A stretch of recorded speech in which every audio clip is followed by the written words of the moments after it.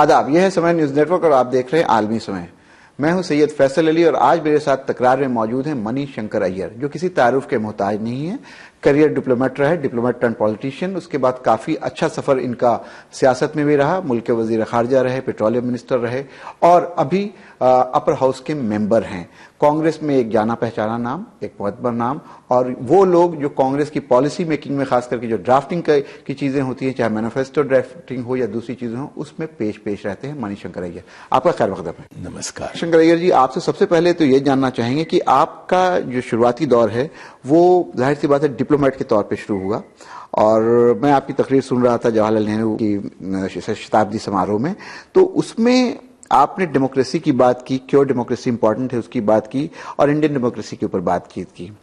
लेकिन आप कुछ उन कंट्रीज में भी रहे हैं जहां डेमोक्रेसी नहीं रही, जैसे बगदाद में भी आपकी पोस्टिंग रही और पाकिस्तान में भी आप रहे ज़िया उल हक के पीरियड में। आप ये बताइए कि उसमें और हिंदुस्तान की डेमोक्रेटिक सेक्टर में जब आप देखते हैं, कंपेयर करते हैं, तो क्या आपको विभिन्नता मिलती है, क्या आपको डिफरेंसेस मिलता है? भारत में हम समझते हैं कि लाजमी है कि हम लोकतंत्र में जिए, लेकिन क्योंकि मैं 1 साल वियतनाम में रहा, हो ची मिन की तानाशाही हमने महसूस की।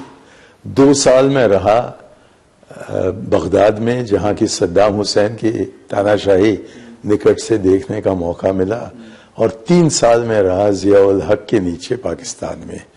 तो वापस मैं आया हिंदुस्तान, और हमेशा हमेशा के लिए मैं लोकतांत्रिक रहूंगा, क्योंकि जो हालात है इन देशों में उसको देखकर बहुत दुख आता है।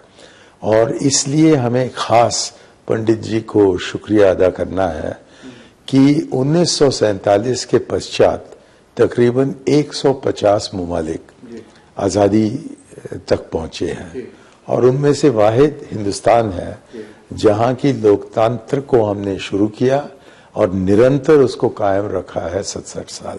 तो जो आज़ादी हम समझते हैं कि लाजमी है कि हर व्यक्ति तो जो कहना चाहता है कह सकता है, वो आप वियतनाम जाएं या बगदाद जाएं या कराची जाएं या उस जमाने के कराची में जाएं, तो वो कहने का मौका नहीं मिलता था जो हमें आज हर दिन मिलता है। लेकिन ये बताइए कि हमेशा ये भी कहा जाता है, जिस डेमोक्रेसी की आप दुहाई दे रहे हैं, जिसके बारे में आप तारीफ कर रहे हैं, हिंदुस्तान का जो डेमोक्रेटिक सेटअप है, बहुत सारे ऐसे क्रिटिक्स हैं जो ये कहते हैं कि इंडियन डेमोक्रेसी या इंडियन सिस्टम अभी जो है, या जो यहाँ का माशरा, जो यहाँ की सोसाइटी है, वो अभी डेमोक्रेसी के लिए तैयार नहीं है। कैसे देखते हैं? वो बिल्कुल गलत है। हर व्यक्ति जानता है कि वो क्या चाहता है और अपने समाज के लिए, अपने समुदाय के लिए वो क्या चाहता है, और इसलिए वो मांगता है सरकार से, और सरकार जो उनको अपनी मांगों को पूरा करता है, उनको पुनः एक मौका मिलता है सरकार चलाने का, और जो उसको असंतुष्ट होता है तो उनका काल जो है वो सीमित रहता है। उनका काल सीमित रहता है। अभी जिस तरह से एक नया सिस्टम ऑफ गवर्नेंस आया है, यहाँ पे एक नई पार्टी आई है जिसकी हुकूमत बनी है, और जिस तरह से जो हमारी लेगेसी रही हो, चाहे नेहरूवियन लेगेसी रही हो, चाहे पार्टीशन के बाद जो गंगा जमनी तहजीब रही हो, उसके ऊपर जिस तरह से चोट की जा रही है, आप कैसे देखते हैं? चोट नहीं, हमला किया जा रहा है। आप देखिएगा कि जब ये सरकार बनी तो जैसा कि हमेशा होता है, कैबिनेट सेक्रेटेरिएट की तरफ से एक एलोकेशन ऑफ बिजनेस ऑर्डर निकला। उसमें प्रधानमंत्री के नाम के सामने, जैसा कि हमेशा रहा है 1947 से, एटॉमिक एनर्जी, स्पेस, पर्सनल, इस प्रकार के मंत्रालयों को प्रधानमंत्री को दिया जाता है, तो दिया गया है। लेकिन एक और पंक्ति लिखी गई है जो कि कभी पहले नहीं था, कि सारे मुख्य मामले जो है नीति के, उसके इंचार्ज हैं प्रधानमंत्री। लेकिन जबकि प्रधानमंत्री कहे कि सारे नीतियों के मामले जो अहम है उस पर मैं फैसला लूंगा, तो कैबिनेट क्या रहा? तो मुझको कोई आश्चर्य नहीं था कि जबकि अखबारों में फोटो छपे कि इनके मंत्री आते हैं, ये एक सिंहासन पर बैठे हैं और वो भी ऊंचे स्तर पर, और मंत्री ऐसे बैठा है जैसा कि कोई गुलाम हो। और फिर आप देखिए कि सारे जो आर्थिक मंत्रालय हैं उनमें कोई मंत्री ही नहीं है। अभी हाल में उन्होंने कुछ किया है उसको दुरुस्त करने का, लेकिन आज तक सारे जो आर्थिक मंत्रालय हैं वो सब मिनिस्टर ऑफ स्टेट को दिए गए, जिसका मतलब बनता है इंडिपेंडेंट भी हो कि मंत्री जो है वो प्रधानमंत्री है। तो सारे निर्णय उन्होंने उसकी केंद्रीकरण की है कि 7 रेसकोर्स रोड में देश का दास्तान तय किया जाएगा। ये बताइए कि जिस तरह की डेमोक्रेसी हम लोगों के यहाँ है, कैबिनेट सिस्टम है, पार्लियामेंट्री डेमोक्रेसी है, क्या आपको लगता है कि अभी जो प्राइम मिनिस्टर हैं वो मुल्क की का पूरा जो ढांचा है उसको प्रेसिडेंशियल फॉर्म की तरफ ले जा रहे हैं? वो ज़ियाउल हक की सरकार के तरफ ले जा रहे हैं, लेकिन कर पाएंगे या नहीं ये अलग सवाल है, क्योंकि यहाँ 67 साल से एक लोकतंत्र को हमने कायम रखा है। पंडित जी ने शुरू किया था, आज तक वो है। और जो बीच में इमरजेंसी हुई 2 साल की, वो भी संविधान के अंतर्गत उसका ऐलान हुआ और संविधान के अंतर्गत वो हटाया गया। तो संविधान है, हमारे फंडामेंटल राइट्स हैं, जो संस्थान है लोकतंत्र को चलाने के लिए, जैसा कि लेकिन 2 साल तो लोकतंत्र नहीं रहा जी। 2 साल तो लोकतंत्र नहीं रहा, लेकिन हमारे संविधान में उसके लिए प्रावधान था। इस पर मैं जोर लगाना चाहता हूं। और सुप्रीम कोर्ट तक मामला लिया गया और सुप्रीम कोर्ट ने मान लिया कि एक आपातकाल का ऐलान करना संविधान में लिखा है और संविधान के अंतर्गत ही वो आपातकाल का समय हटाया गया भी था। लेकिन एक चीज मणिशंकर अय्यर जी, आप जो कह रहे हैं कि बहुत मुश्किल होगा, 67 साल में मुल्क बहुत मैच्योर हुआ है, लोगों की जो एस्पिरेशंस हैं वो बढ़े हैं, डेमोक्रेटिक वैल्यूज जो हैं उसने जड़ पकड़ी हैं, जो मैं समझ पा रहा हूं। लेकिन उसके साथ साथ एक चीज जो पिछले इलेक्शन में दिखी है कि जो चेक एंड बैलेंस वाली बात थी वो बिल्कुल खत्म हो गई है। पहले ये होता था अगर कोई पार्टी आई है सत्ता में तो उसके बाद एक बहुत स्ट्रांग ऑपोजिशन। नहीं, ये बिल्कुल नहीं है, क्योंकि 67 साल में पहले 16 साल जबकि पंडित जी थे तो विपक्ष कहाँ था। लेकिन फिर भी उस वक्त ऐसे ऐसे लोग लेकिन क्योंकि वो कदर करते थे विपक्ष का, इसलिए हमें लगा, आपको लगा कि विपक्ष था, लेकिन उस जमाने का विपक्ष तो आज के विपक्ष से बहुत ही कमजोर था। पार्टी ऐसे लोग थे जो नेहरू जी से सही और गलत बात कर सकते थे, वो सिस्टम तो था। हम भी सीधा सही और गलत बात मोदी से कर सकते हैं, लेकिन वो सुनेगा क्या। पंडित जी तो आकर बैठते थे संसद में सुनने के लिए। मैं यदि समय हो तो मैं 2 छोटे उदाहरण दे दूं। जब मैं 18 साल का था तो हमारे 1 मिनट आपको रोकेंगे, यहाँ पे वक्त हो गया ब्रेक का। ब्रेक के बाद बातचीत जारी रहेगी, लेते हैं ब्रेक।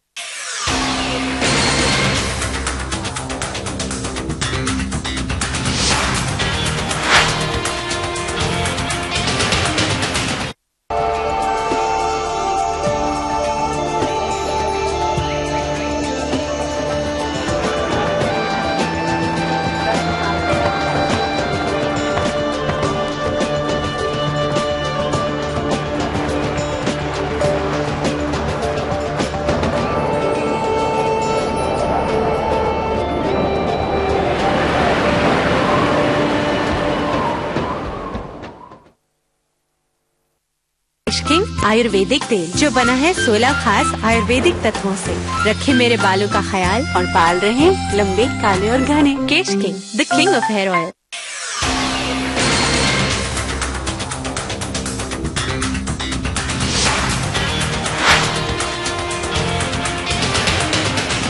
ब्रेक के बाद आपका एक बार फिर स्वागत है जी। आप कुछ कह रहे थे पंडित जी के ब्रेक के पहले मैं कह रहा था कि जब मैं 18 साल का था, हमारे कॉलेज के किसी साथी को पास मिल गया। हम बस में बैठे और जहाँ की गांधी जी की मूर्ति है आज के दिन, तब वहाँ बस स्टैंड हुआ करता था, तो वहाँ हम उतरे, अंदर गए और उस दिन इस विषय पर चर्चा हो रही थी कि पहली कम्युनिस्ट सरकार जो चुनकर आई थी केरल में, उसको बर्खास्त किया गया था पंडित जी की तरफ से। तो ऐसे डांगे, कॉमरेड ऐसे डांगे उठे, 1.5 घंटे वो बोले। मैं गैलरी में बैठा था, सुनते रहा गौर से, और जिस तरह से डांगे ने नेहरू का खंडन किया और अंत में उन्होंने कहा कि युधिष्ठिर का रथ जो था वो हवा में चलता था क्योंकि वो हमेशा सत्य बोलते थे, लेकिन जब उनको मजबूर किया गया कि वो चीखे कि अश्वत्थामा अतः, मतलब अश्वत्थामा मर गया है, और फिर छोटी धीमी आवाज में उन्होंने कहा कुंज रहा, मतलब जो हाथी है, तब वहीं के वहीं रथ जमीन पर गिर गया, क्योंकि ये पूरा सत्य नहीं था, आधा सत्य था। तो डांगे ने इसको याद दिलवाते हुए कहा कि आज तक नेहरू से कहा कि तुम्हारा जो रथ था वो हवा में चढ़ रहा था, लेकिन अब जमीन पर गिर गया। और सारे कांग्रेस के लोग सुन रहे थे, सन्नाटा छाया हुआ था। और जबकि तालियां बजी और उसके बाद पंडित जी उठे और उन्होंने अपना जवाब दिया। दूसरा उदाहरण मैं दूं, 36 साल का लड़का था, नाम अटल बिहारी वाजपेयी, 1962 की बात है, जंग शुरू हो गया था चीन के साथ। तो ये 36 साल के जो लीडर थे बीजेपी के, वो 72 साल के प्रधानमंत्री से जाकर मिले और उन्होंने कहा कि इस पर हम लोकसभा में चर्चा नहीं कर सकते हैं क्योंकि लोकसभा सेशन में नहीं है, लेकिन राज्यसभा कभी भस्म नहीं होता है, तो इसलिए आप राज्यसभा का सेशन बुलाइए। और पंडित जी ने बुलाया 8 नवंबर 1962 को, और वहां बैठे और जो निंदा इन्होंने की, अटल बिहारी जी बहुत कमाल के स्पीकर थे वो, तो जो उन्होंने कहा उसको बिना के रोक टोक सुना, बहुत ही गौर से सुना और फिर अपना जवाब दिया।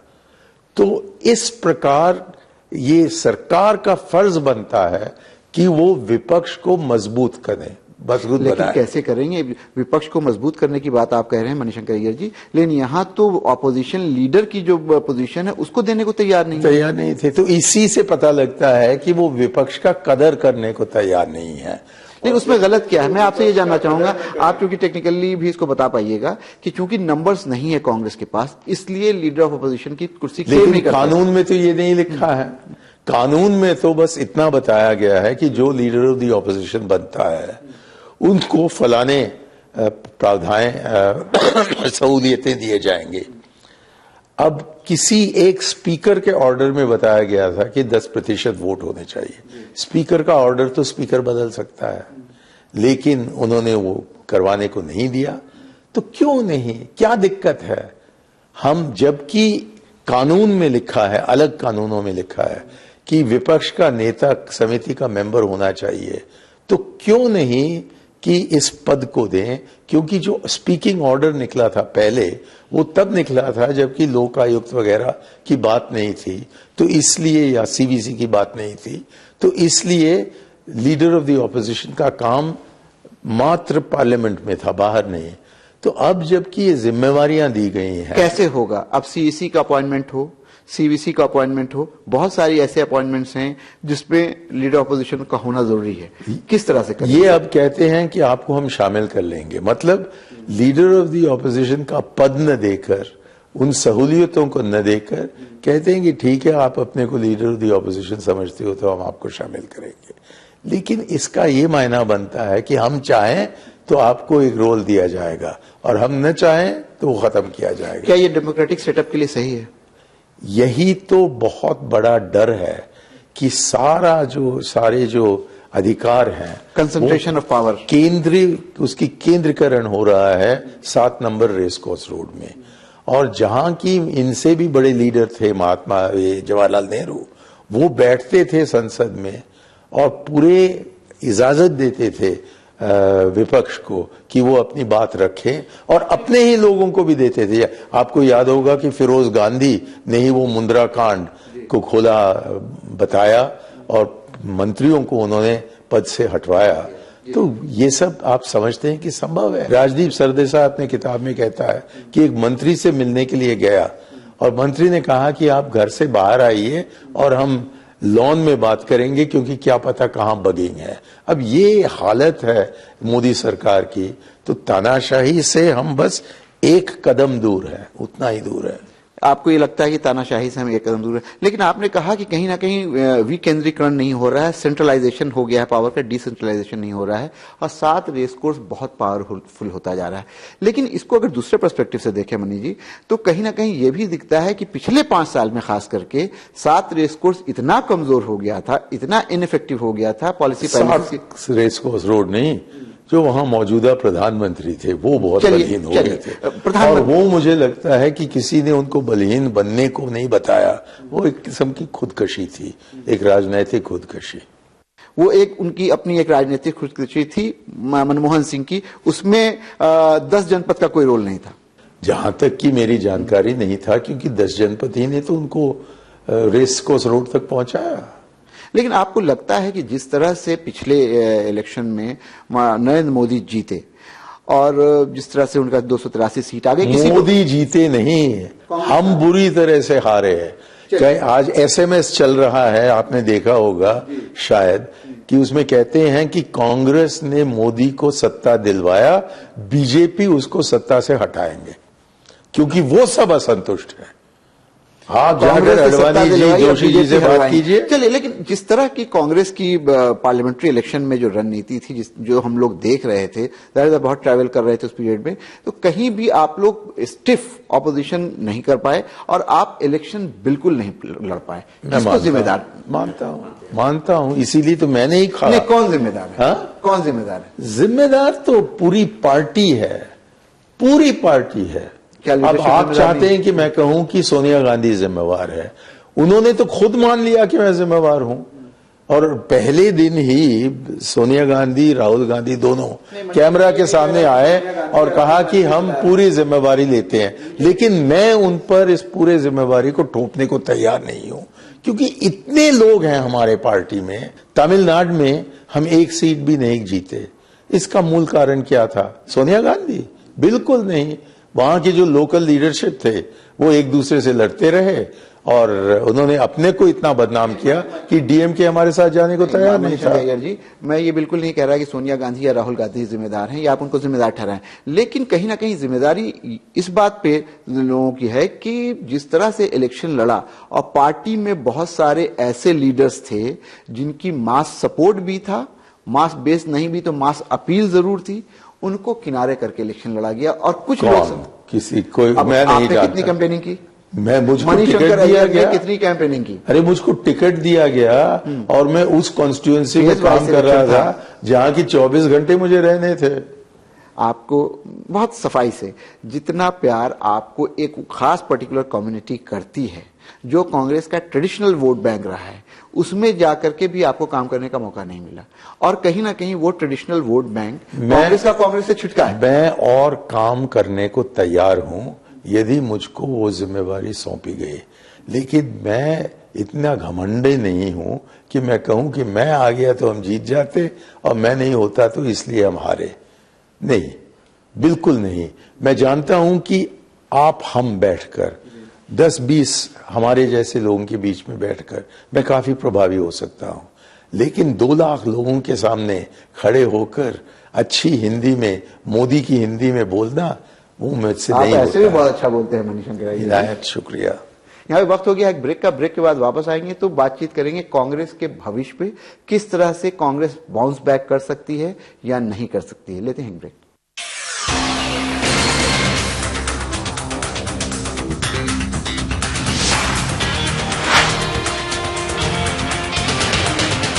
समाजवादी पार्टी ने उत्तर प्रदेश को जन सुविधाओं का वादा किया था। 5 अगस्त 2014 को जनेश्वर मिश्रा पार्क का लोकार्पण किया गया। समाजवादी पार्टी इरादे लोहा हैं।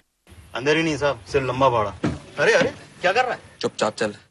अगर ऑटो वाले आम आदमी को तंग करना बंद नहीं करेंगे तो अगली बार उनको एक ऐसी जगह भेजेंगे जहां जाने के लिए वीजा भी लगता है और प्लेन की टिकट भी।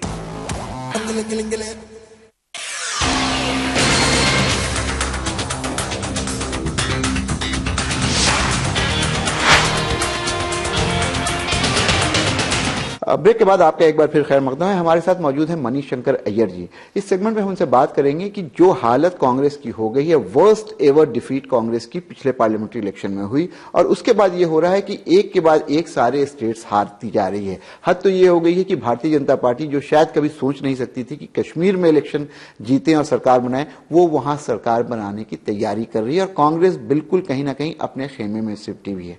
क्या वजह है? कोई एक गांव नहीं है जहां की कांग्रेस को के झंडे को उठाकर कोई व्यक्ति न मौजूद हो ये कहने के लिए गर्व से कि हम कांग्रेस के हैं। तो हम हर जगह हैं। इनको उत्साहित करना है। उत्साहित करने के लिए उनकी भागीदारी होनी चाहिए। भागीदारी के लिए इलेक्शंस होने चाहिए हर स्तर पर, ब्लॉक प्रेसिडेंट से लेकर एआईसीसी प्रेसिडेंट तक, खुले आम चुनाव जिसमें कि, यानी आप ये कह रहे हैं कांग्रेस का प्रेसिडेंट भी इलेक्शन से होना चाहिए? बिल्कुल बिल्कुल। और राहुल गांधी शुक्र है कि यही कह रहे हैं। आपने ये कहा कि इलेक्शन होना चाहिए ग्राम लेवल से, ग्राम पंचायत लेवल से एआईसीसी प्रेसिडेंट तक का, लेकिन हम लोगों ने वो दौर भी देखा है जब इलेक्टेड प्रेसिडेंट पार्टी में हुए, चाहे जितेंद्र प्रसाद का दौर हो, चाहे सीताराम केसरी का दौर हो, पार्टी कहीं ना कहीं एकजुट नहीं रह पाई। नहीं, पार्टी इलेक्शन हुए जिसमें कि जितेंद्र प्रसाद खड़े हुए, उनको 94 वोट मिले और सोनिया गांधी को 9,400 मिले। सीताराम केसरी हाईएस्ट वोट से चुनकर के प्रेसिडेंट हुए थे पार्टी के। लेकिन जब जिस तरह से उन्होंने पार्टी चलाया, मेरे जैसे लोग तो पार्टी को छोड़कर निकल आए।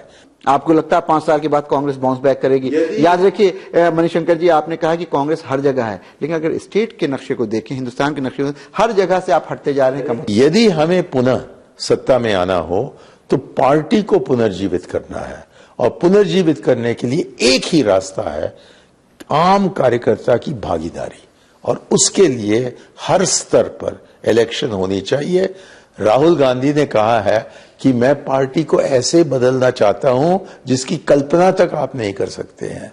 मुझे लगता है कि पार्टी के अंदर वरिष्ठ लोग हैं जो कहते हैं कि ऐसा कुछ आपने किया तो क्या पता क्या होगा। तो मैं राहुल से कहता हूं कि जिस पद पर आप निकलना चाहते हैं जरूर निकलिएगा, और न भूलिए कि आपके बुजुर्ग जवाहरलाल नेहरू जब 4 बार हमारे पार्टी के प्रेसिडेंट बने, वर्किंग कमेटी उनके साथ नहीं थी, लेकिन उनका संपर्क सीधा था जनता से। राहुल निकले और हम उनके पीछे चले। राहुल निकले, हम उनके पीछे चलेंगे। लेकिन ये बताइए, अगर आपसे ये जानना चाहें कि क्या आपकी हार में, पार्लियामेंट्री इलेक्शन में जो हार हुई, उसमें इस बात का दखल नहीं है कि आप लोगों ने बहुत ज्यादा अलायंसेस पर ध्यान नहीं दिया है? आप देखिए, मोदी जी छोटी छोटी पार्टियों के साथ अलायंस करके, चाहे अपना दल हो और चाहे कुशवाहा की पार्टी हो, ये तो बुनियादी कारण था। तो आप लोग क्यों अभी भी इस में हैं कि हम अकेले जीतेंगे? क्यों? नहीं, हमने नहीं चाहा, लोग हमारे साथ नहीं जाना चाह रहे थे, क्योंकि न भूलिए कि हम 4-5 बड़े बड़े कांडों में फंस गए और उससे हमारी छवि बहुत गिरी, और जो हमें जवाब देना था और जो कि हमने बाद में जाकर दिया, उस समय नहीं दिया जबकि विषय उभर कर आया। और इसके बावजूद कि हमारे पास चिदम्बरम जैसे लोग थे, कपिल सिब्बल जैसे लोग थे, सलमान खुर्शीद जैसे लोग थे, प्रणब मुखर्जी जैसे लोग थे, जो कि आम पब्लिक के बीच में जाकर मुश्किल से मुश्किल विषयों को साधारण शब्दों में समझा सकते थे, लेकिन उन्होंने किया क्या? मुझे नहीं पता कि क्या हुआ सन 2010 के बाद, जबकि वो CWG के बारे में, कॉमनवेल्थ के बारे में बहुत सी निंदा हुई, और उसके बाद 2G आया। आपके बयानात की भी बड़ी निंदा हुई। आपने कॉमनवेल्थ गेम को ही फजूल करार दिया। मैंने फजूल नहीं करवाया, मैं तो कह रहा था सन 2006 से जब खेल मंत्री बनाया कि खुदा के वास्ते इससे सावधान रहिए, ये तो फाइनेंशियल इम्प्रोप्राइटी कर रहा है। अब उस समय तो कोई रिश्वत की बात नहीं थी, हमारे रूल्स जो हैं उसको अपना नहीं रहे थे। आपकी बात ये बताइए कि आप UPA 2 में प्रधानमंत्री मनमोहन सिंह को कैसे आंकते हैं? मुझे लगता है कि बेहतर होता कि कम से कम सन 2012 में, जबकि राष्ट्रपति का चुनाव होने वाला था, कि हम मनमोहन सिंह जी को राष्ट्रपति बना देते और प्रणब मुखर्जी या किसी और को प्रधानमंत्री बनते, तो तब एक नया शुरुआत होने का संभावना था। लेकिन जबकि उनको हमने बदला नहीं, तो तब से लेकर हार तो यानी कहीं ना कहीं UPA 2 के बारे में जो पब्लिक परसेप्शन बिगड़ा, जिसका ज्यादा खामियाजा आपको भुगतना पड़ा, उसके लिए मनमोहन सिंह का वो इनफेक्टिव होना, इनफेक्टिव नहीं कहेंगे, उनका उतना एग्रेसिव नहीं होना, या उनके पीरियड 2 में बहुत काम ना होना। चीज मैं कहूं कि शायद उनकी सेहत ठीक नहीं थी, उनका बाईपास, बहुत से बाईपासेस हुए थे शायद सन 2008 में। लेकिन लोग ये कहते हैं जनरेशनल गैप भी बहुत हुआ। एक तरफ राहुल जी की न्यू ब्रिगेड थी, यंग ब्रिगेड थी, और दूसरी तरफ जो सीनियर लोग थे। बिल्कुल सहमत नहीं हूं। मैं तो बहुत पुरानी ओल्ड गार्ड का मेंबर हूं, लेकिन मैं राजीव राहुल के साथ हूं। ये कुछ लोग हैं जो कि कंजर्वेटिव्स हैं, जो कहते हैं कि जो है सो है, वैसे ही छोड़िए, और दूसरे लोग हैं जो कि कहते हैं कि नहीं, एक क्रांतिकारी बदलाव लाना है पार्टी में। उनका नेतृत्व करते हैं राहुल। तो वो जो बहुत बड़ा बदलाव लाना चाहते हैं वो राहुल जी के साथ हैं, और जो सब कुछ को वैसे के वैसे छोड़ना चाहते हैं वही है ओल्ड गार्ड। ओल्ड गार्ड का मतलब नहीं है कि उम्र में ओल्ड है, सोच में ओल्ड। लेकिन जो लोग चाहते हैं कि नई क्रांति आए पार्टी में, उसमें कुछ लोगों की यह भी राय है कि राहुल गांधी अच्छे थिंकर हो सकते हैं, प्लानिंग करते हैं, लेकिन शायद फ्रंट से लीड नहीं कर पा रहे हैं या पब्लिक से कनेक्ट नहीं कर पा रहे हैं। प्रियंका को लाना चाहिए, क्या किया? नहीं, प्रियंका आएंगी तो दोनों जुड़ जाएंगे, जैसे कि दो बैल गाड़ी को आगे ले जाते हैं वैसे होंगे, एक दूसरे को कॉम्प्लीमेंट क्योंकि एक दूसरे को बहुत पसंद करते हैं, एक दूसरे का साथ देते हैं। तो मैं तो चाहूंगा कि प्रियंका आए, ये नहीं कि राहुल जाए और प्रियंका आए, लेकिन राहुल भी रहे और प्रियंका भी आए। लेकिन मैं कौन हूं प्रियंका से कहने को कि आप अपनी जिंदगी को बदल दीजिए और हमें बचाने के लिए आप राजनीति में आइए। अभी ये दिखा कि आप लोगों ने जो जवाहरलाल नेहरू को याद किया, उसकी जो फंक्शन थे उसमें ममता बनर्जी भी आई। ममता बनर्जी ने बातचीत में यह भी कहा कि अगर लार्जर रोल के लिए भी वो तैयार हैं और नेशनली कम्युनलिज्म से फाइट करने के लिए वो किसी के साथ भी जाने को तैयार हैं। आप ही ने अभी बताया कि हम अकेले छोड़े गए इस पिछले इलेक्शन में, और कि उससे पहले जो 2 इलेक्शंस थे हमारे संग बहुत से लोग थे, तो उसको हमें पुनः स्थापित करना है, और स्थापित हो तो तभी जाकर हम मोदी और इनके लोगों, इनके गंदे लोगों को हरा सकते हैं। उनको हराना बहुत ही जरूरी है, देश को बचाना है। मौका हमें मिलेगा कोई 4.5 साल के अंदर, और उसका पूरा फायदा हमें उठाना होगा, और उसकी तैयारी तब होगी जबकि एक ऐसा सेक्युलर फ्रंट बने जो मोदी का सामना करे। चलिए, अभी मोदी जी के बारे में लालू प्रसाद यादव ने कहा कि वो एनआरआई प्राइम मिनिस्टर हैं, जब से आए हैं वो नॉन रेजिडेंट इंडियन की तरह बिहेव कर रहे हैं, बाहर ही ज्यादातर रहते हैं। आप चूंकि डिप्लोमेट रहे हैं, आप फॉरेन पॉलिसी के तौर पे कैसे देखते हैं 6 महीने की मोदी सरकार को? हमारे काम को आगे ले जाते हैं तब उनका काम ठीक रहता है, जबकि कोई नया कदम उठाने की कोशिश करते हैं तब हमें पता लग जाता है कि कितने मासूम हैं। अभी पाकिस्तान के सिलसिले में क्यों उन्होंने नवाज शरीफ को बुलाया फिर बाद में जाकर ठुकराने के लिए? क्या उनको नहीं पता था कि पिछले 8-10 साल से, वाजपेयी के दौर से, जो भी पाकिस्तानी यहां आता है वो हुर्रियत से मिलता है? इनको पता था 8 अगस्त को कि हुर्रियत की बात होने वाली है हाई कमिश्नर साहब के साथ। रोका नहीं 10 दिन तक, जब तक कि हुर्रियत उनके दरवाजे तक नहीं पहुंचा तब तक इन्होंने कोई इतराज नहीं जताया। अब ऐसे कूटनीति को चलाते हैं क्या? तो आपको ये लग रहा है कि अभी जो फॉरेन ट्रिप्स इनकी हो रही है उसमें भी कोई बहुत ज्यादा में क्या हुई है उनकी ड्रामाबाजी? मैंने कहीं लिखा कि बाज ममालिक में पीएम होता है, हमारे यहां तो ईएम है, ये बस एक इवेंट्स मैनेजर है। ये 16,000 लोगों को बुला लिया और वहां हाथ दिखाए। जब भी ऐसे हाथ उठाता है तो मुझे याद आता है, ये देखिएगा, ये अमेरिका में बहुत बिक रहा है आज के दिन, the myth of the strong leader. और फोटो देखें तो लगता है कि मोदी का फोटो है, क्योंकि वो हमेशा अपना हाथ उठाते हैं ऐसे, जैसा कि कोई बहुत बड़े नेता आ गए हैं। डेमोक्रेसी में हाथ ऐसे नहीं उठाते, डेमोक्रेसी में आप नम्रता के साथ बोलते हैं। अब ये जाते हैं, 16,000 लोग आ जाते हैं सिडनी में और कहते हैं कि हमारी बड़ी जीत हो गई। अरे ऑस्ट्रेलिया में तो लाखों हिंदुस्तानी हैं जो उनके रैलीज में नहीं आए, उनकी संख्या तो कई गुना ज्यादा है। बस 16,000 लोगों को रख दिया, कोई ड्रामाबाजी के लिए बॉलीवुड से कोई एक्टर्स ले गए। अब इस तरह से राजनीति करना और हमारे अंदरूनी मामलों को वहां बाहर जाकर उस पर चर्चा करना। चलिए, कमिंग बैक टू कांग्रेस, एक ब्रीफली आपसे जानना चाहिए, कांग्रेस को अभी वापस आने के लिए इमीडिएटली क्या करना चाहिए? हम चुनाव करें तो एक नया पार्टी उभर कर आएगा और उस नए पार्टी को नई नीतियां तय करनी है, और नई नीतियों तय करने के लिए हमारी पुरानी नीतियां हैं, क्योंकि जो 4 मूल असूल है, democracy, secularism, socialism, independent foreign policy, इन 4 को रखकर मैं 5 मिनट के अंदर आपको एक मैनिफेस्टो लिखकर दे दूं तो शुक्र है कि ये हमारे हैं, कि ये पंडित जवाहरलाल नेहरू और महात्मा गांधी जी का देन है, और इन पर हम आधारित रहें तो कोई हमें हरा नहीं सकता है नीतियों की तैयारी में। लेकिन हमें नीतियों तैयार करने के लिए एक मजबूत पार्टी की आवश्यकता है, और हम मजबूत तभी बनेंगे जबकि आम कार्यकर्ता की भागीदारी हो। नाज़रीन, यहाँ पे वक्त हो रहा है खत्म। मणिशंकर अय्यर जी बहुत ही क्लियरली ये बता रहे हैं कि अभी सबसे इमीडिएट जो वक्त की जरूरत है वो ये कि कांग्रेस अपने आप इंटरनल इलेक्शंस करवाए और पार्टी का जो ऑर्गेनाइजेशनल सेटअप है उसको मजबूत करे। और बहुत पुरुम्मीद है कि राहुल गांधी और सोनिया गांधी की क़यादत में ही कांग्रेस 4.5 साल के बाद बाउंस बैक करेगी। इनके दावे में कितना दम है ये तो 4.5 साल बाद पता चलेगा, लेकिन जो इनका अपना कॉन्फिडेंस है उससे लगता है कि कांग्रेस में अभी सब कुछ खराब या खत्म नहीं हुआ है। आज तकरार में बस इतना ही। अगले हफ्ते फिर किसी नई शख्सियत के साथ मुलाकात होगी। मुझे इजाजत दीजिए। आदाब।